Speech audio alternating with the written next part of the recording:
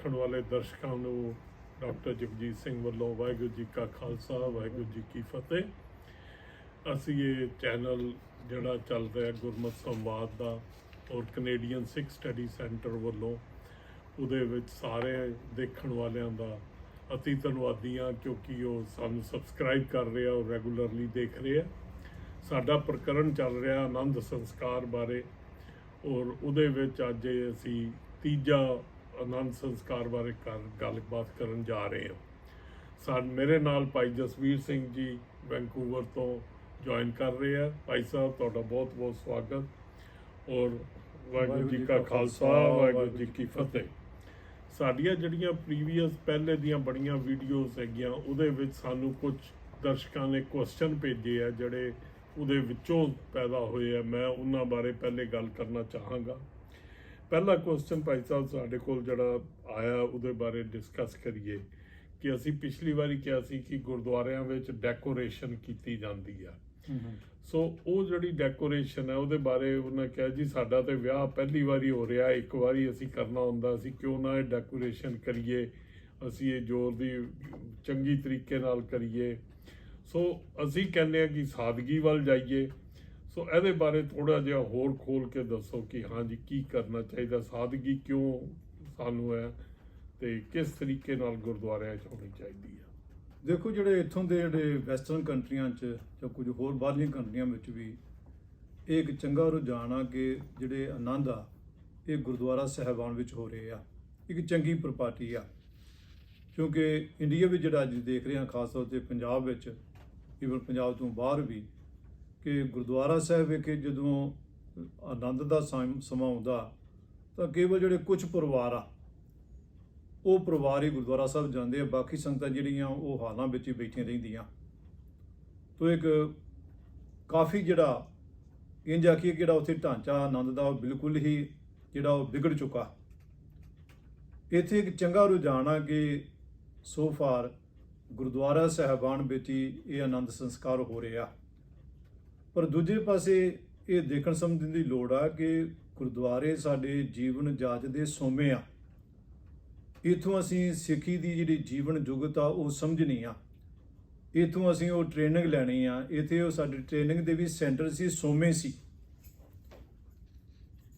ਔਰ ਦੂਜੀ ਗੱਲ ਜਿਹੜੀ ਇਹ ਆ ਕਿ ਜਿਹੜਾ ਬੱਚੇ ਕਹਿੰਦੇ ਆ, ਸ਼ਾਇਦ ਮੇਰਾ ਖਿਆਲ ਆ ਬੱਚਿਆਂ ਦਾ ਸਵਾਲ ਨਹੀਂ ਹੋਊਗਾ, ਕਿਉਂਕਿ ਜਿਹੜੀ ਇਹੋ ਜਿਹੀ ਪ੍ਰਦਰਸ਼ਨੀ ਆ ਉਹ ਜ਼ਿਆਦਾਤਰ ਜਿਹੜੇ ਸਾਡੀ ਸ਼੍ਰੇਣੀ ਆ, ਬਜ਼ੁਰਗ ਸ਼੍ਰੇਣੀ ਜਿਹੜੇ ਆ, ਮਾਪੇ ਆ, ਉਹ ਚਾਹੁੰਦੇ ਆ ਕਿ ਅਸੀਂ ਵੱਧ ਤੋਂ ਵੱਧ ਜਿਹੜਾ ਉਹ ਇਹੋ ਜਿਹੇ ਸਮੇਂ 'ਤੇ ਆਪਾਂ ਧੂਮ-ਧਾਮ ਨਾਲ, ਧੂਮ ਧੜੱਕੇ ਨਾਲ ਵਿਆਹ ਕਰੀਏ। ਔਰ ਤੁਸੀਂ ਦੇਖੋ ਜਿਹੜੀ ਆਉਣ ਵਾਲੀ ਜਨਰੇਸ਼ਨ ਆ ਉਹ ਕਦੀ ਵੀ ਇਹੋ ਜਿਹੇ ਧੂਮ ਧੜੱਕੇ ਨਾਲ ਵਿਆਹ ਕਰਨੇ ਪਸੰਦ ਨਹੀਂ ਕਰੂਗੀ। ਇੱਕ ਸੱਜਣ ਨੇ ਕਹਿ ਰਹੇ, ਇਸ ਸੰਬੰਧੀ ਮੇਰੇ ਨਾਲ ਵੀ ਗੱਲ ਹੋਈ ਸੀ, ਉਹਨਾਂ ਨੇ ਖਲਸਾ ਪ੍ਰਗਟਾਇਆ ਸੀਗਾ ਕਿ ਹੋ ਸਕਦਾ ਆਉਣ ਵਾਲੇ ਸਮੇਂ ਜਿਹੜੇ ਬੱਚੇ ਆ ਉਹ ਫਿਰ ਗੁਰਦੁਆਰਾ ਸਾਹਿਬ ਆਨੰਦ ਕਰਾਉਣਾ ਜਿਹੜਾ ਉਹ ਮੁਨਾਸਬ ਸਮਝਣ ਹੀ ਨਾ, ਕਿ ਜੇਕਰ ਅਸੀਂ ਕੁਝ ਜ਼ਿਆਦਾ ਉਹਨਾਂ 'ਤੇ ਪਾਬੰਦੀਆਂ ਲਾ ਦਿੱਤੀਆਂ। ਦੇਖੋ, ਗੱਲ ਇਹ ਹੈ ਕਿ ਜਿਹੜੀਆਂ ਗੁਰਦੁਆਰਾ ਸਾਹਿਬਾਨ ਦਾ ਜੋ ਸਾਨੂੰ ਸਿੱਖਿਆ ਮਿਲਦੀ ਆ, ਸੇਧ ਮਿਲਦੀ ਆ, ਸਾਨੂੰ ਉਹਦੇ ਉੱਤੇ ਤਾਂ ਬੜੀ ਅਡੋਲਤਾ ਨਾਲ, ਦ੍ਰਿੜਤਾ ਨਾਲ ਪਹਿਰਾ ਦੇਣ ਦੀ ਲੋੜ ਆ। ਬੱਚੇ ਇਸ ਕਰਕੇ ਜ਼ਰੂਰ ਹਟਣਗੇ ਕਿ ਜਿਸ ਤਰ੍ਹਾਂ ਨਾਲ ਅਸੀਂ ਸਿਸਟਮ ਬਣਾਏ ਜਾ ਰਹੇ ਹਾਂ, ਵੱਧ ਤੋਂ ਵੱਧ ਅਸੀਂ ਪੈਸੇ ਖਰਚ ਕਰ ਰਹੇ ਹਾਂ ਜਿਨ੍ਹਾਂ ਦੀ ਕੋਈ ਲੋੜ ਨਹੀਂ, ਤਾਂ ਬੱਚੇ ਜ਼ਰੂਰ ਇਸ ਨੂੰ ਸੰਕੋਚ ਕਰਨਗੇ। ਠੀਕ ਹੈ ਨਾ ਕਿ ਇਸ ਕਰਕੇ ਬੱਚੇ ਸੰਕੋਚ ਨਹੀਂ ਕਰਨਗੇ ਕਿ ਸਾਨੂੰ ਉੱਥੇ ਡੈਕੋਰੇਸ਼ਨ ਨਹੀਂ ਕਰਨ ਦਿੱਤੀ ਗਈ। ਹਾਂ, ਜੇਕਰ ਚਾਅ ਪੂਰਾ ਕਰਨਾ ਤਾਂ ਘਰਾਂ ਵਿੱਚ ਕੀਤਾ ਜਾ ਸਕਦਾ। ਗੁਰਦੁਆਰਿਆਂ ਵਿੱਚ ਸਾਨੂੰ ਉਹ ਕਦਮ ਉਠਾਉਣ ਤੋਂ ਜ਼ਰੂਰ ਸੰਕੋਚ ਕਰਨਾ ਚਾਹੀਦਾ ਜਿਹੜੇ ਕਦਮ ਉਠਾਉਣ ਨਾਲ ਦੂਜੇ ਵੀ ਪ੍ਰਭਾਵਿਤ ਹੋਣ, ਔਰ ਦੂਜਿਆਂ ਦੇ ਪ੍ਰਭਾਵਿਤ ਹੋਣ ਨਾਲ ਉਹਨਾਂ ਦੇ ਜੀਵਨ ਵਿੱਚ ਕਈ ਤਰ੍ਹਾਂ ਦੀਆਂ ਸਮੱਸਿਆ ਆਉਣ। ਹਾਂ, ਜੇਕਰ ਅਸੀਂ ਚਾਹੁੰਦੇ ਹਾਂ ਕਿ ਮੰਨ ਲਓ ਗੁਰਦੁਆਰਾ ਸਾਹਿਬ ਅਸੀਂ ਵੱਧ ਤੋਂ ਵੱਧ ਅਜਿਹੀ ਕੋਈ ਡੈਕੋਰੇਸ਼ਨ ਕਰਨ ਦੇ ਚਾਹਵਾਨ ਆ, ਤਾਂ ਸਾਨੂੰ ਚਾਹੀਦਾ ਕਿ ਇਹੋ ਜਿਹੀ ਡੈਕੋਰੇਸ਼ਨ ਨਾ ਕਰੀਏ ਕਿ ਜਿਹੜੀ ਸਾਨੂੰ ਉਸੇ ਦਿਨ ਜਿਹੜੀ ਆ ਉਹ ਲਾਉਣੀ ਪਵੇ, ਬਲਕਿ ਅਸੀਂ ਗੁਰਦੁਆਰਾ ਸਾਹਿਬ ਅਜਿਹਾ ਪ੍ਰਬੰਧ ਕਰ ਜਾਈਏ ਕਿ ਜਿਹੜੀਆਂ ਹੋਰ ਵੀ ਸੰਗਤਾਂ, ਹੋਰ ਵੀ ਜਿਹੜੇ ਪਰਿਵਾਰ ਆ ਉਹ ਵੀ ਉਸ ਨੂੰ ਲਾਭ ਉਠਾ ਸਕਣ। ਪਰਮਾਨੈਂਟ ਡੈਕੋਰੇਸ਼ਨ ਕੋਈ ਐਸਾ ਕਰ ਦੇਣ ਪ੍ਰਬੰਧ ਹੋ। ਕਿ ਜਿਹਦੇ ਨਾਲ ਜਿਹੜੇ ਬਾਕੀ ਪਰਿਵਾਰ ਆ ਉਹਨਾਂ ਨੂੰ ਵੀ ਲਾਭ ਜਿਹੜਾ ਉਠਾਉਣ ਦਾ ਮੌਕਾ ਮਿਲੇ। ਔਰ ਸਾਨੂੰ ਇਹ ਗੱਲ ਨਹੀਂ ਭੁੱਲਣੀ ਚਾਹੀਦੀ ਕਿ ਅਸੀਂ ਗੁਰਦੁਆਰਾ ਸਾਹਿਬ ਬਲੈਸਿੰਗ ਲਈ ਜਾਂਦੇ ਆ, ਹਾਂਜੀ ਅਸੀਂ ਉੱਥੇ ਗੁਰੂ ਦੀਆਂ ਖੁਸ਼ੀਆਂ ਲੈਣ ਲਈ ਜਾਂਦੇ ਆ, ਤਾਂ ਅਸੀਂ ਉੱਥੇ ਆਪਣੀ ਪ੍ਰਦਰਸ਼ਨੀ ਕਰਨ ਲਈ ਨਹੀਂ ਜਾਂਦੇ ਕਿ ਸਾਡੇ ਪਾਸ ਜਿਹੜਾ ਇਹਨਾਂ ਧਨ ਦੌਲਤ ਅਸੀਂ ਆਹ ਕਰ ਸਕਦੇ ਹਾਂ, ਇਹਨਾਂ ਖਰਚ ਕਰ ਸਕਦੇ ਹਾਂ। ਅਸੀਂ ਤਾਂ ਸਗੋਂ ਉੱਥੇ ਹਲੀਮੀ ਨਾਲ ਜਾਣਾ, ਅਸੀਂ ਕੁਝ ਸਿੱਖਣ ਜਾਣਾ, ਕੁਝ ਸਮਝਣ ਜਾਣਾ, ਕੁਝ ਲੈਣ ਜਾਣਾ।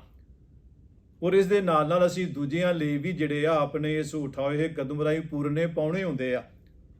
ਜੇਕਰ ਅਸੀਂ ਇਹ ਧਿਆਨ ਨਹੀਂ ਦੇਵਾਂਗੇ, ਇਹ ਠੀਕ ਆ ਕਿ ਇੱਥੇ ਘਰਾਂ ਦੀ ਥਾਂ, ਹਾਲਾਂ ਦੀ ਥਾਂ ਗੁਰਦੁਆਰਾ ਸਾਹਿਬਾਨ ਵਿੱਚ ਆਨੰਦ ਹੋ ਰਿਹਾ, ਚੰਗੀ ਗੱਲ ਆ। ਪਰ ਜੇਕਰ ਜਿਸ ਤਰ੍ਹਾਂ ਅਸੀਂ ਜਿਸ ਤੌਰ ਤੁਰ ਰਹੇ ਹਾਂ, ਜਿਹੜਾ ਸਿਸਟਮ ਜਿਹੜਾ ਹਾਲਾਂ ਵਿੱਚ ਸੀ, ਘਰਾਂ ਵਿੱਚ ਸੀ, ਜੇ ਅਸੀਂ ਉਹੀ ਸਿਸਟਮ ਗੁਰਦੁਆਰਿਆਂ ਵਿੱਚ ਲੈ ਆਂਦਾ ਤੇ ਫਰਕ ਹੀ ਰਹੂਗਾ। ਤਾਂ ਜ਼ਰੂਰ ਜਿਹੜੇ ਬੱਚੇ ਉਹ ਸੰਕੋਚ ਕਰਨਗੇ, ਇਸ ਕਰਕੇ ਜ਼ਰੂਰ ਕਰਨਗੇ। ਔਰ ਯਕੀਨ ਜਾਣੋ ਕਿ ਆਉਣ ਵਾਲੇ ਸਮੇਂ ਜਿੰਨੀ ਫਜ਼ੂਲ ਖਰਚੀ ਅਸੀਂ ਵਿਆਹ 'ਚ ਕਰਦੇ ਹਾਂ, ਬੱਚੇ ਇਹਦੇ ਬਿਲਕੁਲ ਨਹੀਂ ਕਰਨਗੇ, ਸੰਕੋਚ ਕਰਨਗੇ। ਇਹ ਜਿਹੜਾ ਤੁਸੀਂ ਉਹ 10-15 ਸਾਲਾਂ ਬਾਅਦ ਦੇਖਿਓ, ਇਹਦੇ ਨਤੀਜੇ ਆਉਣੇ ਸ਼ੁਰੂ ਹੋ ਜਾਣੇ ਆ। ਠੀਕ ਜੀ। ਅਗਲਾ ਕੁਐਸਚਨ ਸਾਡੇ ਕੋਲ ਆਇਆ ਕਿ ਜੇ ਪਰਿਕਰਮਾ ਅਸੀਂ ਬੜੇ ਤਰੀਕੇ ਨਾਲ ਦੱਸੀ ਕਿ ਪਰਿਕਰਮਾ ਪਹਿਲੇ ਨਹੀਂ ਸੀ ਹੁੰਦੀ, ਫਿਰ 1855 ਸ਼ੁਰੂ ਹੋ ਗਈ ਜੀ। ਜੇ ਹੁਣ ਵੀ ਪਰਿਕਰਮਾ ਨਾ ਕੀਤੀ ਜਾਏ ਤਾਂ ਕੀ ਵਿਆਹ ਸੰਪੰਨ ਨਹੀਂ ਹੋਏਗਾ? ਦੇਖੋ, ਅਸੀਂ ਇਹ ਗੱਲ ਮੈਂ ਕਿਹਾ ਕੀਤੀ ਵੀ ਨਹੀਂ ਕਿ ਵਿਆਹ ਸੰਪੰਨ ਨਹੀਂ ਹੁੰਦਾ। ਹਾਂਜੀ। ਅਸੀਂ ਇਹ ਗੱਲ ਜਿਹੜੀ ਜ਼ਰੂਰ ਮੈਂ ਕਿਹਾ ਕੀਤੀ ਸੀ ਉਹਦੇ ਵਿੱਚ ਕਿ ਜਿਹੜਾ ਸਾਡੇ ਵਿੱਚ ਸਾਡਾ ਜਿਹੜਾ ਕੋਡ ਆਫ ਕੰਡਕਟ ਆ, ਸਾਡੀ ਰਹਿਤ ਮਰਿਆਦਾ, ਉਹਦੇ ਵਿੱਚ ਉਹਨਾਂ ਨੇ ਇੱਕ ਸਿਸਟਮ ਦੱਸਿਆ ਵੀ ਅਸੀਂ ਇਸ ਤਰ੍ਹਾਂ ਨਾਲ ਜਿਹੜਾ ਉਹ ਆਨੰਦ ਕਰਨਾ। ਠੀਕ। ਇਹ ਇੱਕ ਸਾਡੇ ਡਿਸਪਲਿਨ ਦਾ ਅੰਗ ਆ। ਇਹ ਜਥੇਬੰਦਕ ਢਾਂਚੇ ਦਾ ਕੋਈ ਨਾ ਰੂਪ ਦੇਣਾ ਪੈਂਦਾ। ਇਹਦਾ ਇਹ ਭਾਵ ਨਹੀਂ ਕਿ ਬਹੁਤ ਸਾਰੇ ਲੋਕੀ ਜਿਹੜੇ ਆ ਉਹ ਅਜੇ ਵੀ ਜਿਹੜੇ ਆ ਉਹ ਬੈਠੇ ਰਹਿੰਦੇ ਆ, ਉਹ ਪਰਿਕਰਮਾ ਨਹੀਂ ਕਰਦੇ। ਪਰ ਅਸੀਂ ਇਹ ਨਹੀਂ ਕੋਈ ਕਹਿੰਦਾ ਕਿ ਤੁਹਾਡਾ ਵਿਆਹ ਜਿਹੜਾ ਇਹ ਠੀਕ ਮਰਿਆਦਾ ਅਨੁਸਾਰ ਨਹੀਂ ਹੋਇਆ, ਇਸ ਲਈ ਇਹਨੂੰ ਪ੍ਰਵਾਨਗੀ ਨਹੀਂ ਦਿੱਤੀ ਜਾਂਦੀ, ਐਸਾ ਨਹੀਂ ਆਖਿਆ ਜਾਂਦਾ। ਅਸੀਂ ਜਿਹੜੀ ਗੱਲ ਕਰ ਰਹੇ ਸੀ ਕਿ ਜਿਹੜਾ ਤੁਸੀਂ ਸਵਾਲ ਉਠਾਇਆ ਸੀਗਾ ਕਿ ਭਿੰਨਤਾ ਕਿਉਂ ਆ, ਕਿਤੇ ਜਿਹੜੇ ਆ ਉਹ ਵਿਆਹੁੰਦਾ ਜੋੜਾ ਬੈਠਾ ਰਹਿੰਦਾ, ਕਿਤੇ ਉਹ ਤਿੰਨ ਪਰਿਕਰਮਾ ਜਿਹੜੀਆਂ ਉਹ ਪਰਿਕਰਮਾ ਕਰਨ ਮਗਰੋਂ ਉਹ ਖੜੇ ਹੋ ਕੇ ਲਾਵਾਂ ਸੁਣਦੇ ਆ, ਕਿਤੇ ਉਹ ਬੈਠੇ ਰਹਿੰਦੇ ਆ। ਅਸੀਂ ਉਸ ਪ੍ਰਸੰਗ ਵਿੱਚ ਇਹ ਗੱਲ ਕਰ ਰਹੇ ਸੀ ਕਿ ਜੇਕਰ ਅਸੀਂ ਰਹਿਤ ਮਰਿਆਦਾ ਨੂੰ ਦੇਖੀਏ ਤੇ ਉਹਦੇ ਵਿੱਚ ਲਿਖਿਆ ਹੋਇਆ ਕਿ ਇਸ ਤਰ੍ਹਾਂ ਲਾਵਾਂ ਦਾ ਪਾਠ ਖੜੇ ਹੋ ਕੇ ਸੁਣਨਾ, ਫਿਰ ਪਰਿਕਰਮਾ ਕਰਨੀ ਆ। ਠੀਕ ਹੈ। ਪਰ ਬਹੁਤ ਥਾਈਂ ਜਿਹੜੇ ਆ ਉਹ ਬੈਠੇ ਰਹਿੰਦੇ ਆ। ਹੁਣ ਕਿਹਾ ਜਿਵੇਂ ਜਿਵੇਂ ਪ੍ਰਚਾਰ ਹੋ ਰਿਹਾ, ਕਿਉਂਕਿ ਕਿਸੇ ਵੀ ਜਥੇਬੰਦਕ ਢਾਂਚੇ ਵਿੱਚ ਜਿਹੜਾ ਇਹ ਪੱਖ ਆ ਡਿਸਪਲਿਨ ਵਾਲਾ, ਇਹਨੂੰ ਕਈ ਵਾਰ ਸਦੀਆਂ ਲੱਗ ਜਾਂਦੀਆਂ। ਠੀਕ। ਤੇ ਇਸ ਲਈ ਸਾਡੇ ਦੇਖਦਿਆਂ ਇਵਨ ਇੱਥੇ ਵੈਨਕੂਵਰ ਵਿੱਚ ਵੀ ਜਿਹੜੇ ਪਹਿਲਾਂ ਜਿਹੜੇ ਬਜ਼ੁਰਗ ਆਏ ਆ, ਜਿਨ੍ਹਾਂ ਦੇ ਇੱਥੇ ਆਨੰਦ ਹੋਇਆ, ਉਹਨਾਂ ਦੇ ਬੈਠੇ ਹੋਏ ਆ। ਪਰ ਜਿਵੇਂ ਜਿਵੇਂ ਹੁਣ ਪ੍ਰਚਾਰ ਹੋ ਰਿਹਾ, ਲੋਕਾਂ ਵਿੱਚ ਜਾਗਰੂਕਤਾ ਆ ਰਹੀ ਆ, ਲੋਕ ਇਸ ਚੀਜ਼ ਨੂੰ ਦੇਖ ਰਹੇ ਆ, ਸਮਝ ਰਹੇ ਆ, ਤਾਂ ਉਹ ਕੋਸ਼ਿਸ਼ ਕਰ ਰਹੇ ਆ ਕਿ ਅਸੀਂ ਘੱਟੋ ਘੱਟ ਇਹ ਜਿਹੜਾ ਪਾਖਾ ਇਹਨੂੰ ਇਸ ਰੂਪ ਵਿੱਚ ਅਪਣਾ ਲਈਏ। ਤਾਂ ਅਸੀਂ ਫਿਰ ਦੁਹਰਾ ਰਹੇ ਹਾਂ ਕਿ ਇਹ ਸਾਡੇ ਡਿਸਪਲਿਨ ਦਾ ਅੰਗ ਆ। ਤਾਂ ਇਸ ਦਾ ਬਿਲਕੁਲ ਭਾਵ ਨਹੀਂ ਕਿ ਜੇਕਰ ਕੋਈ ਬੈਠਾ ਰਿਹਾ ਤਾਂ ਉਹਦਾ ਵਿਆਹ ਜਿਹੜਾ ਉਹ ਵਿਆਹ ਨਹੀਂ ਮੰਨਿਆ ਜਾਊਗਾ। ਐਸੀ ਬਿਲਕੁਲ ਜਿਹੜੀ ਆ ਉਹ ਸਾਡੇ ਵਿੱਚ ਐਸੀ ਭਾਵਨਾ ਨਹੀਂ, ਬਲਕਿ ਇੱਕ ਡਿਸਪਲਿਨ ਨੂੰ ਧਿਆਨ ਵੀ ਰੱਖਦਿਆਂ ਹੋਇਆਂ ਐਸਾ ਸਿਸਟਮ ਅਪਣਾਇਆ ਹੋਇਆ। ਤਾਂ ਉਸ ਪੱਖੋਂ ਹੀ ਜਿਹੜੀ ਉਹ ਅਪੀਲ ਕੀਤੀ ਸੀ ਕਿ ਸਾਨੂੰ ਇਹਨਾਂ ਗੱਲਾਂ ਨੂੰ ਧਿਆਨ ਵੀ ਰੱਖਣ ਦੀ ਲੋੜ ਆ। ਜੀ। ਅੱਛਾ, ਅਗਲਾ ਇੱਕ ਕੁਐਸਚਨ ਆਇਆ ਸਾਡੇ ਕੋਲ ਕਿ ਅਕਸਰ ਜਦੋਂ ਲੜਕਾ ਆਉਂਦਾ ਉਹਦੇ ਹੱਥ 'ਚ ਕਿਰਪਾਨ ਹੁੰਦੀ ਆ। ਇਹ ਤਾਂ ਕਈ ਵਾਰੀ ਚਲੋ ਲਿਖਿਆ ਗਿਆ ਕਿ ਜਿਹੜਾ ਸਾਡੇ ਖੰਡੇ ਬਾਟੇ ਦੀ ਪੋਲ ਲਿੱਤੀ ਹੋਵੇ ਉਹਨਾਂ ਦਾ ਹੀ ਵਿਆਹ ਇਸ ਮਰਿਆਦਾ ਵਿੱਚ ਹੁੰਦਾ। ਪਰ ਹੁਣ ਜਦੋਂ ਨਹੀਂ ਹੁੰਦਾ ਤੇ ਫਿਰ ਵੀ ਕਿਰਪਾਨ ਲੈ ਕੇ ਆਉਂਦੇ ਆ।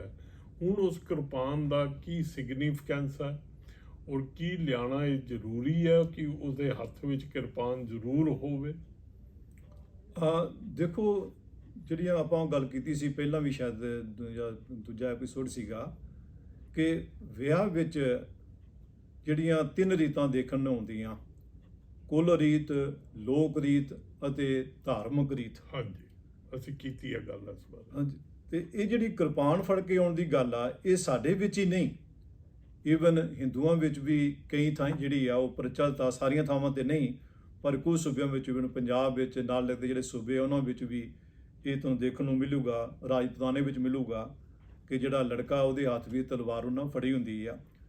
ਇਹ ਪੁਰਾਣੇ ਸਮੇਂ ਜਦੋਂ ਵਿਆਹ ਕਰਨ ਜਾਂਦੇ ਸੀ, ਅਕਸਰ ਜਿਹੜੇ ਆ ਉਹ ਲੁਟੇਰੇ ਜਿਹੜੇ ਆ ਉਹ ਲੁੱਟ ਲਿਆ ਕਰਦੇ ਸੀ।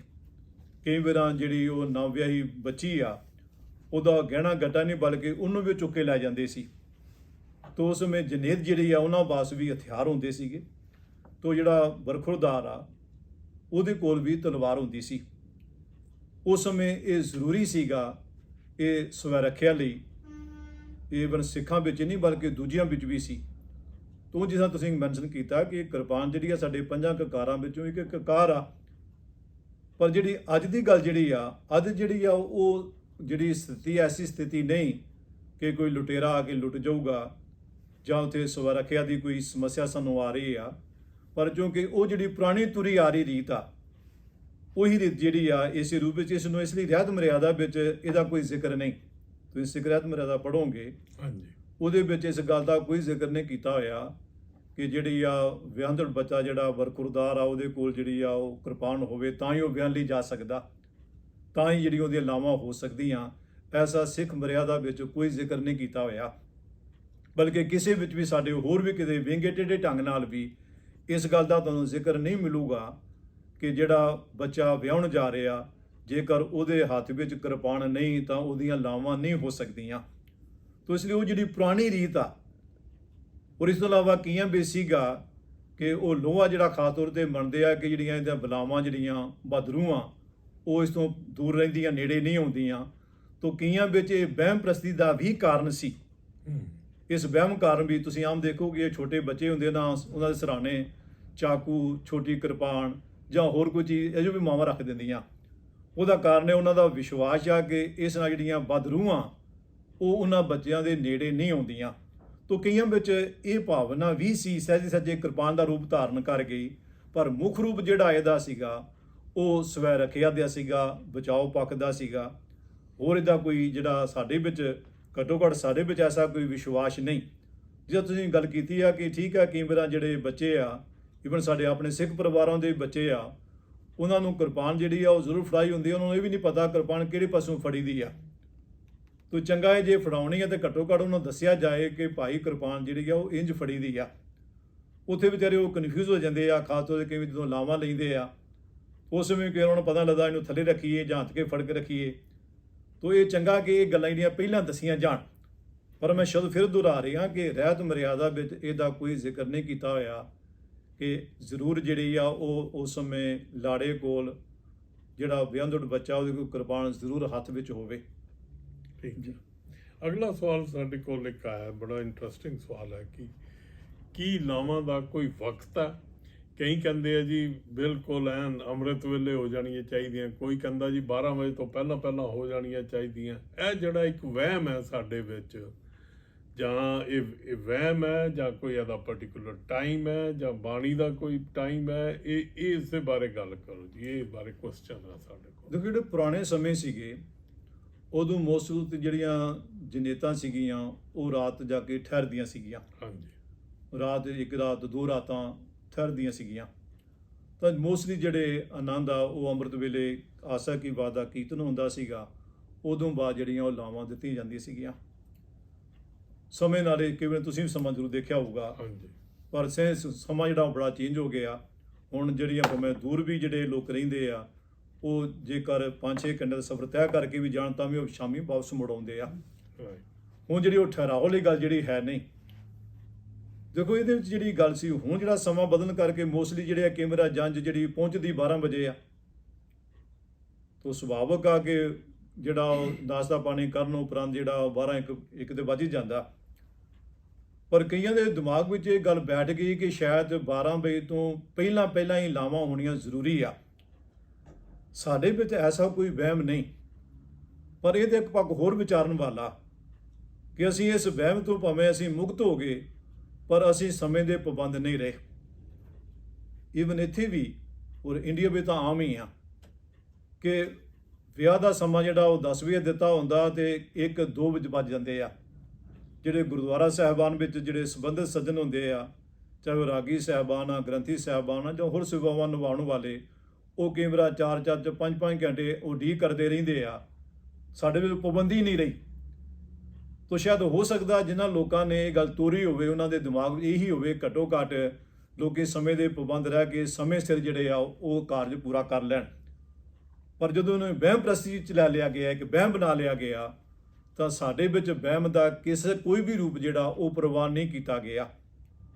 ਤਾਂ ਕਈ ਸੱਜਣਾਂ ਦਾ ਇਹ ਤਰਕ ਹੁੰਦਾ ਕਿ ਜੀ ਸੂਈ ਰਾਗ ਜਿਹੜਾ ਇਹ 12 ਵਜੇ ਤੋਂ ਪਹਿਲਾਂ ਦਾ ਰਾਗ ਆ, ਪਰ ਜਿਹੜੇ ਬਾਕੀ ਸ਼ਬਦ ਆ ਵਿਆਹ ਹੋਇਆ ਮੇਰਾ ਬਾਬਲਾ ਸ੍ਰੀ ਰਾਗ ਵਿੱਚ ਆ, ਆਨੰਦ ਦਾ ਸ਼ਬਦ ਦਾ ਪਾਠ ਆ ਉਹ ਰਾਮਕਲੀ ਰਾਗ ਵਿੱਚ ਆ, ਜਾਂ ਉਸ ਦਾ ਨਿੰਦਾ ਜਿਹੜਾ ਇਹ ਸ਼ਲੋਕ ਆ ਇਹ ਵੀ ਰਾਮਕਲੀ ਵਿੱਚ ਆ। ਤੋ ਇਸ ਤਰ੍ਹਾਂ ਸਾਡੇ ਵਿੱਚ ਖੈਰ ਜਿਹੜੀ ਇਹੋ ਜਿਹੀ ਭਾਵਨਾ ਹੈ ਹੀ ਨਹੀਂ, ਪਰ ਹਾਂ ਸਾਨੂੰ ਸਮੇਂ ਦਾ ਜ਼ਰੂਰ ਪਾਬੰਦ ਰਹਿਣਾ ਚਾਹੀਦਾ। ਇਹਦਾ ਇਹ ਮਤਲਬ ਨਹੀਂ ਕਿ ਜੇ ਸਾਡੇ ਕੋਈ ਵਹਿਮ ਨਹੀਂ ਤੇ ਅਸੀਂ ਕੋਈ ਸਮੇਂ ਦੀ ਪਾਬੰਦੀ ਕਬੂਲੀਏ ਹੀ ਨਾ। ਠੀਕ। ਤੋ ਸਾਡੇ ਵਿੱਚ ਭਾਵੇਂ ਕਿਸੇ ਤਰ੍ਹਾਂ ਦਾ ਵੀ ਐਸਾ ਸਮੇਂ ਦਾ ਕੋਈ ਵਹਿਮ ਨਹੀਂ ਕਿ ਹੁਣ ਮੁਹੂਰਤ ਨਿਕਲ ਗਿਆ ਤਾਂ ਬਸ ਸਮਾਂ ਸਮਾਪਤ। ਪਰ ਦੂਜੇ ਪਾਸੇ ਸਾਨੂੰ ਪਾਬੰਦ ਰਹਿਣਾ ਵੀ ਜਿਹੜਾ ਉਹ ਸਿੱਖਣ ਦੀ ਜ਼ਰੂਰਤ ਆ, ਤਾਂ ਕਿ ਸਮੇਂ ਸਿਰ ਸਾਰੇ ਜਿਹੜੇ ਕਾਰਜ ਉਹ ਹੋ ਜਾਣ। ਜੀ ਇੱਕ ਅਗਲਾ ਕੁਐਸਚਨ ਸਾਡੇ ਕੋਲ ਆਇਆ ਕਿ ਵਿਆਹ ਬਾਰੇ ਤਾਂ ਅਸੀਂ, ਆਨੰਦ ਬਾਰੇ ਤਾਂ ਅਸੀਂ ਬੜੀਆਂ ਗੱਲਾਂ ਕੀਤੀਆਂ, ਪਰ ਕੀ ਕੋਈ ਸਾਡੇ ਕੋਲ ਗੁਰਬਾਣੀ ਵਿੱਚ ਡਾਈਵੋਰਸ ਬਾਰੇ ਜਿਹੜੇ ਅੱਜ ਕੱਲ੍ਹ ਕਈ ਵਾਰੀ ਜ਼ਿਆਦਾ ਪ੍ਰਚਲਿਤ ਹੋ ਗਏ ਹੈ, ਥੋੜ੍ਹਾ ਜਿਹਾ ਹੋ ਗਿਆ, ਕੋਈ ਗੁਰਬਾਣੀ 'ਚ ਇੱਦਾਂ ਦਾ ਵੀ ਕੋਈ ਪ੍ਰੋਵੀਜ਼ਨ ਹੈ ਕਿ ਅਸੀਂ ਡਾਈਵੋਰਸ ਹੋ ਸਕਦਾ? ਨਹੀਂ, ਗੁਰਬਾਣੀ ਦੀ ਗੱਲ ਤਾਂ ਇੱਕ ਪਾਸੇ ਰਹੀ, ਰਹਿਤ ਮਰਿਆਦਾ ਵਿੱਚ ਵੀ ਤਲਾਕ ਸ਼ਬਦ ਹੈ ਹੀ ਨਹੀਂ। ਉਹ ਤਾਂ ਗੁਰਬਾਣੀ ਤਾਂ ਖੈਰ ਹੈ ਹੀ ਨਹੀਂ ਨਾ। ਸਾਡੀ ਕਿਸੇ ਵੀ ਲਿਖਤ ਵਿੱਚ ਅਜੇ ਤੱਕ, ਚਾਹੇ ਉਹ ਰਹਿਤਨਾਮੇ ਆ, ਬਾਅਦ ਰਹਿਤ ਮਰਿਆਦਾ ਬਣੀ ਆ, ਸਾਡੇ ਵਿੱਚ ਤਲਾਕ ਸ਼ਬਦ ਹੈ ਹੀ ਨਹੀਂ। ਗੁਰਬਾਣੀ ਵਿੱਚ ਇਸ ਲਈ ਇਹਨੂੰ ਆਨੰਦ ਆਖਿਆ। ਇਹ ਰੂਹਾਨੀਅਤ ਰਿਸ਼ਤਾ, ਇਹਦੇ ਵਿੱਚ ਜਿਹੜੀ ਆ ਤਲਾਕ ਦੀ ਕੋਈ ਸੰਭਾਵਨਾ ਜਿਹੜੀ ਉਹ ਰੱਖੀ ਨਹੀਂ ਗਈ। ਬਾਕੀ ਜਿਹੜਾ ਕੋਈ ਤਲਾਕ ਹੋ ਰਿਹਾ, ਔਰ ਦੇਖੋ ਤੁਸੀਂ ਜਦੋਂ ਪਹਿਲਾਂ ਤੁਸੀਂ ਗੋਲ ਕਰਕੇ ਦੇਖੋਗੇ ਕਿ ਕਿਸ ਕਮਿਊਨਿਟੀ ਵਿੱਚ ਵੱਧ ਤਲਾਕ ਹੁੰਦੇ ਆ ਔਰ ਕਿਹਦੇ ਵਿੱਚ ਘੱਟ ਹੁੰਦੇ ਆ, ਤਾਂ ਅੱਜ ਤੋਂ ਕੁਝ ਸਮਾਂ ਪਹਿਲਾਂ ਸਾਨੂੰ ਮਿਲਦਾ ਸੀ ਕਿ ਜੈਨਿਜ਼ਮ ਤੇ ਸਿੱਖੀਜ਼ਮ ਜਿਹੜਾ ਇਹਨਾਂ ਵਿੱਚ ਬਹੁਤ ਘੱਟ ਤਲਾਕ ਹੁੰਦੇ ਆ। ਪਰ ਅੱਜ ਦੇ ਸਮੇਂ ਵਿੱਚ ਸਭ ਤੋਂ ਵੱਧ ਤੋੜ ਵਿਛੋੜ ਜਿਹੜੇ ਆ, ਭਾਵੇਂ ਤਲਾਕ ਨਹੀਂ ਹੁੰਦਾ, ਉਹਨਾਂ ਵਿੱਚ ਸਿੱਖਾਂ ਦੀ ਗਿਣਤੀ ਆ, ਸਿੱਖ ਮੋਹਰੇ ਆ। ਤੋ ਧਾਰਮਿਕ ਤੌਰ ਤੇ ਭਾਵੇਂ ਸਾਡੇ ਵਿੱਚ ਐਸਾ ਕੋਈ ਐਸਾ ਸਾਨੂੰ ਲਿਖਤ ਨਹੀਂ ਮਿਲਦੀ, ਕੋਈ ਐਸਾ ਵਿਸਤਾਰ ਨਹੀਂ ਮਿਲਦਾ ਕਿ ਭਾਈ ਤੁਸੀਂ ਇਹ ਜਿਹੜਾ ਇਸ ਸਮੇਂ ਤਲਾਕ ਕਰ ਸਕਦੇ ਹੋ, ਜਾਂ ਕੇਵਲ ਪਤੀ ਹੀ ਦੇ ਸਕਦਾ ਜਾਂ ਪਤਨੀ ਹੀ ਦੇ ਸਕਦੀ ਆ। ਕਿਉਂਕਿ ਸਾਡੇ ਵਿੱਚ ਜਿਹੜਾ ਇਹ ਸਮਾਜਿਕ ਰਿਸ਼ਤਾ ਨਹੀਂ, ਇਹਦੀ ਜਿਹੜੀ ਨਹੀਂ ਆ, ਇਹ ਰੂਹਾਨੀਅਤ ਰਿਸ਼ਤੇ ਦੇ ਆ। ਇਸ ਲਈ ਤੁਸੀਂ ਦੇਖੋਗੇ ਕਿ ਸਾਡੇ ਵਿੱਚੋਂ ਕਿ ਜਿਹੜਾ ਇਹ ਰਿਸ਼ਤਾ ਇਹ ਕੇਵਲ ਦੋ ਸਰੀਰਾਂ ਦਾ ਮੇਲ ਨਹੀਂ ਮੰਨਿਆ ਗਿਆ। ਇਹਦੇ ਵਿੱਚ ਇਸੇ ਲਈ ਜੇਕਰ ਸੰਤਾਨ ਪੈਦਾ ਨਾ ਵੀ ਹੋਵੇ ਤਾਂ ਵੀ ਉਥੇ ਤੋੜ ਵਿਛੋੜ ਦੀ ਗੱਲ ਪ੍ਰਵਾਨ ਨਹੀਂ ਕੀਤੀ ਗਈ, ਕਿਉਂਕਿ ਇਹਦਾ ਆਧਾਰ ਹੀ ਜਿਹੜਾ ਉਹ ਇਹ ਨਹੀਂ ਕਿ ਸੰਤਾਨ ਦੀ ਉਤਪਤੀ ਜ਼ਰੂਰੀ ਆ ਜਾਂ ਕੇਵਲ ਜਿਹੜੀ ਸਰੀਰਕ ਵਾਸ਼ਨਾਵਾਂ ਇੱਛਾ ਉਹਦੀ ਪੂਰਤੀ ਆ। ਤੋ ਇਸ ਲਈ ਜਦ ਡਿਵੋਰਸ ਦੇ ਮੁੱਖ ਕਾਰਨ ਜਿਹੜੇ ਆ ਇਹ ਗੱਲਾਂ ਹੀ ਬਣ ਜਾਂਦੀਆਂ। ਹਾਂਜੀ। ਤੋ ਜਦ ਰੂਹਾਨੀਅਤ ਜਿਹੜੀ ਆ ਵਿੱਚ ਆ ਜਾਂਦੀ ਆ, ਤਾਂ ਰੂਹਾਨੀਅਤ ਵਿੱਚ ਇਹਨਾਂ ਤੋੜ ਵਿਛੋੜੇ ਦੀ ਗੱਲ ਜਿਹੜੀ ਆ ਉਹ ਕਿਸੇ ਰੂਪ ਵੀ ਪ੍ਰਵਾਨ ਨਹੀਂ ਕੀਤੀ ਗਈ। ਪਰ ਪ੍ਰੋਬਲਮ ਇਹ ਆ ਕਿ ਅਸੀਂ ਜਿਸ ਤਰ੍ਹਾਂ ਹੋਰ ਬਹੁਤ ਸਾਰੀਆਂ ਆਪਣੀਆਂ ਕਦਰੋ ਕੀਮਤਾਂ ਤੋਂ ਮੂੰਹ ਮੋੜੀ ਬੈਠੇ ਆ, ਇਸੇ ਤਰ੍ਹਾਂ ਆਨੰਦ ਵਰਗਾ ਜਿਹੜਾ ਰੂਹਾਨੀ ਰਿਸ਼ਤਾ ਜਿਹੜਾ ਅਸੀਂ ਗੁਰੂ ਗ੍ਰੰਥ ਸਾਹਿਬ ਦੀ ਹਜ਼ੂਰੀ ਵਿੱਚ ਅਸੀਂ ਇੱਕ ਦੂਜੇ ਨਾਲ ਪ੍ਰਣ ਕੀਤਾ ਹੁੰਦਾ, ਗੁਰੂ ਦੀ ਅਸੀਂ ਜਿਹੜੀ ਆ ਉਹ ਗਵਾਹੀ ਪਾਈ ਹੁੰਦੀ ਆ, ਸੰਗਤਾਂ ਵੀ ਉਸ ਸਮੇਂ ਜਿਹੜੀਆਂ ਗਵਾਹ ਦੇ ਰੂਪ ਵਿੱਚ ਬੈਠੀਆਂ ਹੁੰਦੀਆਂ, ਪਰ ਇਹ ਸਭ ਕੁਝ ਦੇ ਬਾਵਜੂਦ ਵੀ ਅਸੀਂ ਛੋਟੀਆਂ ਨਿਗੁਣੀਆਂ ਗੱਲਾਂ ਨੂੰ ਲੈ ਕੇ ਅਸੀਂ ਦੂਰੀਆਂ ਵਧਾ ਲੈਂਦੇ ਆ। ਪਰ ਚੰਗਾ ਹੋਵੇ ਕਿ ਸਾਡੇ ਵਿੱਚ ਕਈ ਥਾਂ ਐਸਾ ਸਿਸਟਮ ਹੈ ਕਿ ਗੁਰਦੁਆਰਾ ਸਾਹਿਬਾਨ ਵਿੱਚ ਜਾਂ ਵੱਖਰੇ ਤੌਰ ਤੇ ਅਜਿਹੀਆਂ ਸੁਸਾਇਟੀਆਂ ਬਣੀਆਂ ਹੋਣ ਕਿ ਜਿਹੜੀਆਂ ਜਿੱਥੇ ਕੋਈ ਤੋੜ ਵਿਛੋੜ ਦੀ ਗੱਲ ਆਉਂਦੀ ਆ, ਮਤਭੇਦ ਪੈਦਾ ਹੁੰਦੇ ਆ, ਤਾਂ ਉਹਨਾਂ ਨੂੰ ਜਾ ਕੇ ਗੱਲਬਾਤ ਕੀਤੀ ਜਾਏ। ਸਾਡੇ ਆਪਣੇ ਇੱਕ ਪ੍ਰੋਫੈਸਰ ਆ, ਇੰਗਲੈਂਡ ਰਹਿ ਰਹੇ ਇਸ ਵੇਲੇ, ਉਹਨਾਂ ਨਾਲ ਮੈਂ ਗੱਲ ਕਰ ਰਿਹਾ ਸੀ। ਉਹ ਕਹਿੰਦੇ ਜਦੋਂ ਮੈਂ ਡਿਊਟੀ ਕਰਦਾ ਸੀ ਬਕਾਇਦਾ ਇੱਕ ਇਹੋ ਜਿਹੀ ਕਮੇਟੀ ਬਣੀ ਹੋਈ ਸੀ, ਔਰ ਜਦੋਂ ਸਾਡੇ ਕੋਲ ਕੋਈ ਐਸਾ ਕੇਸ ਆਉਂਦਾ ਸੀ ਤਾਂ ਅਸੀਂ ਕੁਝ ਸੱਜਣ ਉਹਨਾਂ ਪਾਸ ਜਾਂਦੇ ਸੀ, ਔਰ 10 ਵਿੱਚੋਂ 8 ਕੇਸ ਜਿਹੜੇ ਆ ਉਹ ਸਾਲਵ ਹੋ ਜਾਂਦੇ ਸੀ। ਛੋਟੀਆਂ ਗੱਲਾਂ ਹੁੰਦੀਆਂ ਸੀ, ਸਧਾਰਨ ਗੱਲਾਂ ਹੁੰਦੀਆਂ ਸੀ। ਤੋ ਚੰਗਾ ਹੋਵੇ ਕਿ ਜੇਕਰ ਗੁਰਦੁਆਰਾ ਸਾਹਿਬਾਨ ਸਾਰੇ ਮਿਲ ਕੇ ਐਸਾ ਉਦਮ ਕਰਕੇ ਸਾਂਝੀ ਕਮੇਟੀ ਬਣਾ ਲੈਣ ਕਿ ਜਿੱਥੇ ਕਿਤੇ ਐਸੀ ਪ੍ਰੋਬਲਮ ਆਉਂਦੀ ਆ ਉਹਨਾਂ ਨਾਲ ਸੰਪਰਕ ਕਰਨ, ਤਾਂ ਉਹ ਉਹਨਾਂ ਨੂੰ ਜਾ ਕੇ ਸਮਝਾਉਣ, ਗੱਲਬਾਤ ਕਰਨ, ਔਰ ਬਹੁਤ ਸਾਰੀਆਂ ਜਿਹੜੀਆਂ ਗੱਲਾਂ ਗਲਤਫਹਿਮੀਆਂ ਜਿਹੜਾ ਦੂਰ ਹੋ ਜਾਣ। ਧਾਰਮਿਕ ਤੌਰ ਤੇ ਸਾਡੇ ਵਿੱਚ ਇਸ ਤਰ੍ਹਾਂ ਦੀ ਕੋਈ ਵਿਵਸਥਾ ਨਹੀਂ ਕਿ ਜਿਸ ਤਰ੍ਹਾਂ ਦੂਜੇ ਕੋਈ ਧਰਮਾਂ ਵਿੱਚ ਹੈਗੇ, ਜਿਵੇਂ ਇਸਲਾਮ ਹੈਗਾ, ਪਰ ਸਾਡੇ ਵਿੱਚ ਐਸਾ ਕੋਈ ਨਹੀਂ, ਗੁਰਬਾਣੀ ਵੀ ਤੱਕ ਹੈ ਹੀ ਨਹੀਂ। ਈਵਨ ਸਾਡੇ ਰਹਿਤਨਾਮਿਆਂ ਵਿੱਚ ਵੀ ਇਸ ਤਰ੍ਹਾਂ ਦਾ ਕੋਈ ਜ਼ਿਕਰ ਨਹੀਂ ਕਿ ਅਸੀਂ ਇਸ ਕੰਡੀਸ਼ਨ ਤੇ ਅਸੀਂ ਤਲਾਕ ਲੈ ਲੈਣਾ ਜਾਂ ਲੈਣਾ ਚਾਹੀਦਾ ਜਾਂ ਉਹਦੀ ਆ ਵਿਧੀ ਆ। ਹੋ ਸਕਦਾ ਆਉਣ ਵਾਲੇ ਸਮੇਂ ਜਿਹੋ ਜਿਹੇ ਹਾਲਾਤ ਬਣ ਰਹੇ ਆ, ਇਹਨੂੰ ਧਿਆਨ ਵੀ ਰੱਖ ਕੇ ਕੌਮ ਜਿਹੜੀ ਆ ਕੋਈ ਧਿਆਨ ਦੇ ਕੇ ਐਸਾ ਕੋਈ ਵਿਧੀ ਵਿਧਾਨ ਬਣਾ ਲਵੇ, ਪਰ ਅਜੇ ਤੱਕ ਐਸਾ ਕੋਈ ਵਿਧੀ ਵਿਧਾਨ ਸਾਡੇ ਵਿੱਚ ਨਹੀਂ। ਠੀਕ ਹੈ। ਹੁਣ ਅਗਲਾ ਇੱਕ ਕੁਐਸਚਨ ਹੈ, ਥੋੜਾ ਜਿਹਾ ਉਹਦਾ ਰਿਲੇਸ਼ਨ ਸੀ ਵੈਸਟਰਨ ਕੰਟਰੀਜ਼ ਨਾਲ ਵੀ ਹੈਗਾ ਜੀ। ਕਿ ਉਹਦੇ ਵਿੱਚ ਇਹ ਹੈ ਕਿ ਕਈ ਵਾਰੀ ਹੁਣ ਅੱਜ ਕੱਲ੍ਹ ਕਿਉਂਕਿ ਸਾਰੀ ਦੁਨੀਆ ਵਿੱਚ ਮੈਰਿਜ ਸਰਟੀਫਿਕੇਟ ਇੱਕ ਲੀਗਲ ਡਾਕੂਮੈਂਟ ਵੀ ਬਣ ਗਿਆ ਜੀ। ਸੋ ਇੰਡੀਆ ਵਿੱਚ ਤਾਂ ਸਾਨੂੰ ਪਤਾ ਕਿ ਉਹ ਪਹਿਲੇ ਮੈਰਿਜ ਹੋ ਜਾਂਦੀ ਹੈ ਤਾਂ ਬਾਅਦ ਵਿੱਚ ਉਹ ਸਰਟੀਫਿਕੇਟ ਜਿਹੜਾ ਗੁਰਦੁਆਰੇ ਤੋਂ ਲੈ ਕੇ ਤਾਂ ਉਹਦਾ ਲੀਗਲ ਸਰਟੀਫਿਕੇਟ ਬਣਾਇਆ ਜਾਂਦਾ। ਪਰ ਇੱਥੇ ਕਈ ਵਾਰੀ ਕਿਉਂਕਿ ਕੋਰਟ ਮੈਰਿਜ ਪਹਿਲਾਂ ਵੀ ਕਰਕੇ ਆ ਸਕਦੇ ਆ, ਉਸ ਤੋਂ ਬਾਅਦ ਆਨੰਦ ਕਾਰਜ ਹੁੰਦਾ। ਸੋ ਜੇ ਕਿਸੇ ਨੇ ਮੈਰਿਜ ਪਹਿਲਾਂ ਕਰ ਲਈ ਹੈ, ਕੋਰਟ ਵਿੱਚ ਕਰਕੇ ਉਹਦਾ ਸਰਟੀਫਿਕੇਟ ਲੈ ਆਇਆ, ਤਾਂ ਉਹਨੂੰ ਆਨੰਦ ਕਰਨ ਤੋਂ ਕੋਈ ਰਿਸਟ੍ਰਿਕਸ਼ਨ ਤਾਂ ਨਹੀਂ ਹੈਗੀ? ਨਹੀਂ, ਦੇਖੋ ਪਹਿਲੀ ਗੱਲ ਇਹ ਕਿ ਇਹਨਾਂ ਕੰਟਰੀਆਂ ਵਿੱਚ ਈਵਨ ਗੁਰਦੁਆਰਾ ਸਾਹਿਬ ਵਿੱਚ ਆਨੰਦ ਹੋ ਵੀ ਜਾਵੇ ਤਾਂ ਉਹ ਲੀਗਲੀ ਜਿਹੜਾ ਉਹ ਡਾਕੂਮੈਂਟ ਨਹੀਂ ਮੰਨਿਆ ਜਾਂਦਾ। ਇੰਡੀਆ ਵਿੱਚ ਜਿਹੜਾ ਹੈਗਾ ਉਹ ਗੁਰਦੁਆਰਾ ਸਾਹਿਬ ਜਦੋਂ ਆਨੰਦ ਹੁੰਦਾ ਤਾਂ ਉਹ ਲਿਖ ਕੇ ਦੇ ਦਿੰਦੇ ਆ ਵੀ ਇਹ ਫਲਾਣੇ ਬੱਚਿਆਂ ਦਾ ਫਲਾਣੀ ਤਰੀਕ ਨੂੰ ਜਿਹੜਾ ਇਸ ਗੁਰਦੁਆਰਾ ਸਾਹਿਬ ਵਿੱਚ ਆਨੰਦ ਹੋਇਆ। ਪਰ ਇਹਨਾਂ ਕੰਟਰੀਆਂ ਵਿੱਚ ਨਹੀਂ। ਇੱਥੇ ਹਰ ਜੇ ਉਹਨਾਂ ਲੀਗਲੀ ਇਹ ਸ਼ੋਅ ਕਰਨਾ ਕਿ ਅਸੀਂ ਪਤੀ ਪਤਨੀ ਆ, ਤਾਂ ਉਹਨਾਂ ਨੂੰ ਪਹਿਲਾਂ ਸਰਟੀਫਿਕੇਟ ਲਈ ਉਹਨਾਂ ਨੂੰ ਅਪਲਾਈ ਕਰਨਾ ਪੈਂਦਾ, ਸਰਟੀਫਿਕੇਟ ਲਿਆਉਣਾ ਪੈਂਦਾ। ਉਹ ਫਿਰ ਇੱਕ ਅਗਲੀ ਗੱਲ ਸਟੈਪ ਹੁੰਦਾ ਕਿ ਉਹਨਾਂ ਨੇ ਇਹ ਧਾਰਮਿਕ ਸੈਰੇਮਨੀ ਕਰਾਈ ਆ ਜਾਂ ਉਹਨਾਂ ਸਿਵਲ ਜਿਹੜੀ ਆ ਕੋਰਟ ਮੈਰਿਜ ਕਰਾਉਣੀ ਆ। ਅਸੀਂ ਵਿਆਹ ਕਰ ਸਕਦੇ, ਆਨੰਦ ਹੋ ਸਕਦਾ, ਪਰ ਅਸੀਂ ਉਹਨਾਂ ਨੂੰ ਸਰਟੀਫਿਕੇਟ ਨਹੀਂ ਦੇ ਸਕਦੇ ਕਿ ਹਾਂ ਜੀ ਅੱਜ ਤੋਂ ਅਸੀਂ ਐਲਾਨ ਕਰ ਰਹੇ ਹਾਂ ਕਿ ਇਹ ਪਤੀ ਪਤਨੀ ਆ। ਉਹ ਜਿਹੜਾ ਉਹਨਾਂ ਨੂੰ ਲੀਗਲੀ ਤੌਰ ਤੇ ਸਰਟੀਫਿਕੇਟ ਲਿਆਉਣਾ ਪੈਂਦਾ। ਅਸੀਂ ਉਹਦਾ ਜ਼ਰੂਰ ਭਰਦੇ ਹਾਂ ਵੀ ਹਾਂ ਜਿਹੜੇ ਇਹ ਬੱਚੀ ਆ, ਇਹ ਬਰਖੁਰਦਾਰ ਆ, ਇਹਨਾਂ ਦਾ ਫਲਾਣੀ ਤਰੀਕ ਨੂੰ ਇਸ ਥਾਂ ਤੇ ਜਿਹੜਾ ਉਹ ਆਨੰਦ ਹੋਇਆ। ਅਸੀਂ ਕੇਵਲ ਇੱਕ ਗਵਾਹ ਦੇ ਰੂਪ ਵਿੱਚ ਸਮਝ ਲਓ ਉਹਦੇ ਤੇ ਸਾਈਨ ਕਰਕੇ ਉਹ ਫਾਰਮ ਭਰ ਕੇ ਭੇਜਦੇ ਹਾਂ, ਫਿਰ ਉਹਨਾਂ ਨੂੰ ਜਿਹੜਾ ਵਿਆਹ ਦਾ ਸਰਟੀਫਿਕੇਟ ਇਸ਼ੂ ਹੁੰਦਾ।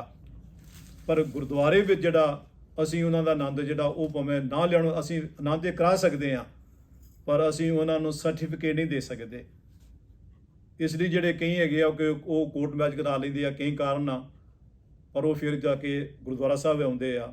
ਤੇ ਅਸੀਂ ਕੋਈ ਕੰਡੀਸ਼ਨ ਨਹੀਂ ਗੀ ਕਿ ਵੀ ਤੁਸੀਂ ਪਹਿਲਾਂ ਕੋਰਟ ਮੈਰਿਜ ਕਰਾ ਲਈ ਆ, ਹੁਣ ਤੁਸੀਂ ਆ ਕੇ ਇੱਥੇ ਲਾਵਾਂ ਨਹੀਂ ਕਰਾ ਸਕਦੇ। ਅਜੇ ਤੇ ਅੱਗੇ ਸਾਡੇ ਵਿੱਚ ਇਸ ਤਰ੍ਹਾਂ ਦੀ ਕੋਈ ਸ਼ਰਤ ਜਿਹੜੀ ਆ ਉਹ ਨਹੀਂ ਰੱਖੀ ਜਾਂਦੀ। ਜੀ ਠੀਕ ਹੈ। ਅਸੀਂ ਅੱਜ ਦਾ ਪ੍ਰੋਗਰਾਮ ਇੱਥੇ ਹੀ ਸੰਕੋਚਦੇ ਹਾਂ। ਜੇ ਕਿਸੇ ਸੱਜਣ ਨੂੰ ਕੋਈ ਕੁਐਸਚਨ ਹੋਣ ਸਾਡੇ ਕਮੈਂਟ ਬਾਕਸ ਵਿੱਚ ਪਾ ਸਕਦੇ ਆ, ਅਸੀਂ ਤੁਹਾਡੇ ਕੁਐਸਚਨਾਂ ਦੀ ਕੋਸ਼ਿਸ਼ ਕਰਾਂਗੇ ਆਨਸਰ ਕਰਨ ਦੀ। ਸੋ ਅਸੀਂ ਅਗਲੀ ਵਾਰੀ 'ਚ ਬੇਸਿਕਲੀ ਹੋਰ ਕੁਐਸਚਨਸ ਕਈ ਅਜੇ ਆਨੰਦ ਦੇ ਉੱਤੇ ਹੀ ਸਾਡੇ ਕੋਲ ਹੈਗੇ ਆ, ਅਸੀਂ ਉਹਨਾਂ ਨੂੰ ਕੰਟੀਨਿਊ ਕਰਾਂਗੇ। ਸੋ ਜੇ ਤੁਹਾਨੂੰ ਸਾਡੀ ਕੰਮ ਚੰਗਾ ਲੱਗਦਾ ਹੈ, ਇਸ ਵੀਡੀਓ ਨੂੰ ਪਲੀਜ਼ ਲਾਈਕ ਕਰੋ, ਸਬਸਕ੍ਰਾਈਬ ਕਰੋ ਤੇ ਸ਼ੇਅਰ ਵੀ ਕਰੋ, ਤਾਂ ਕਿ ਵੱਧ ਤੋਂ ਵੱਧ ਅਸੀਂ ਇਹਦਾ ਲਾਹਾ ਉਠਾ ਸਕੀਏ। ਭਾਈ ਸਾਹਿਬ ਤੁਹਾਡਾ ਬਹੁਤ ਬਹੁਤ ਥੈਂਕਸ। ਸਾਰਿਆਂ ਨੂੰ ਵਾਹਿਗੁਰੂ ਜੀ ਕਾ ਖਾਲਸਾ, ਵਾਹਿਗੁਰੂ ਜੀ ਕੀ ਫਤਿਹ ਜੀ।